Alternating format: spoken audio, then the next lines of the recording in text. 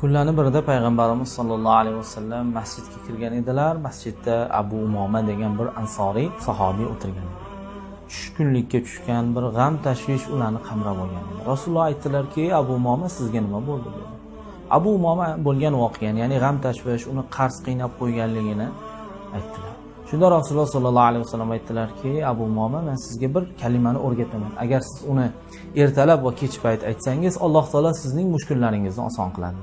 Rasululloh sollallohu alayhi vasallam aytdilarki, Allohumma inni a'udhu bika minal hammi wal hazan va a'udhu bika minal ajzi wal kasal va a'udhu bika minal jubni wal bukhl va a'udhu bika min g'alabatid dayni va qahrir rijal dedi. Ey Allohim, g'am tashvishdan, ojizlikdan, tanballikdan, qo'rquvdan, baxillikdan, qarzim ko'payishidan, odamlarni menga qahr qilishidan senga sig'inaman. Abu Umoma ushbu duoni qilganimdan so'ng qarzimdan ham qutuldim, g'am tashvishimdan ham qutuldim dedi.